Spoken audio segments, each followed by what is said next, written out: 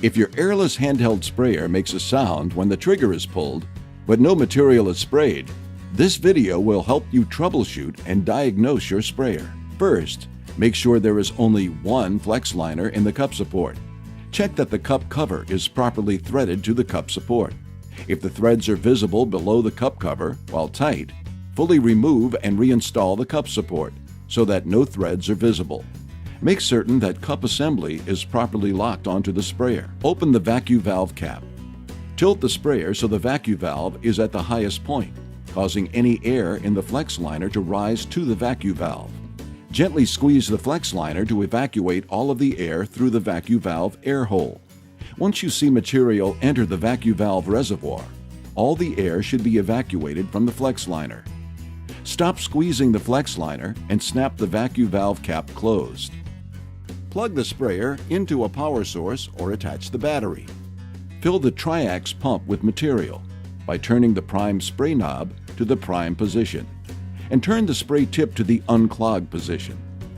Point the sprayer into a waste area and pull the trigger for about 5 seconds. During this last step, air from the pump may have entered the flex liner. Once again, open the vacuum valve cap and squeeze the air out of the flex liner. Once all the air is out, stop squeezing the flex liner and snap the vacuum valve cap closed. Now turn the prime spray knob to the spray position. Avoid debris and tip clogs by always straining your paint before you begin painting. If your tip is clogged, follow these steps.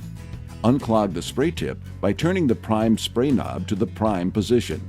Reverse the spray tip to the unclogged position and set the speed control to 10. Aim the sprayer at a waste area and turn the prime spray knob to the spray position. Pull the trigger to clear the clog. Turn the prime spray knob back to the prime position. Rotate the spray tip back to the spray position. Turn the prime spray knob to the spray position. If your airless handheld sprayer makes a sound when the trigger is pulled but no material is sprayed, the pump filter may be plugged. First, perform the pressure relief procedure by disconnecting the power supply and turning the prime spray knob to the prime position. Remove the spray tip guard, and pump filter. Clean with appropriate cleaning fluid. If dried material needs to be removed, use a soft brush. Reassemble the spray tip guard, and pump filter, and reprime the system. If your sprayer makes a sound when the trigger is pulled but no material is sprayed, make sure the prime spray knob is in the spray position and the spray tip is turned to the spray position. Check that the Pro Control 2 pressure control is not set too low. Turn it up to see if more pressure is needed to spray the material. The outlet valves could have debris buildup or may not be installed properly. In this case, clean the outlet valves.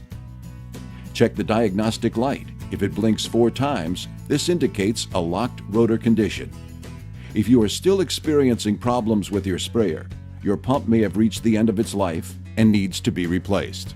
Consult your local Graco Service Center.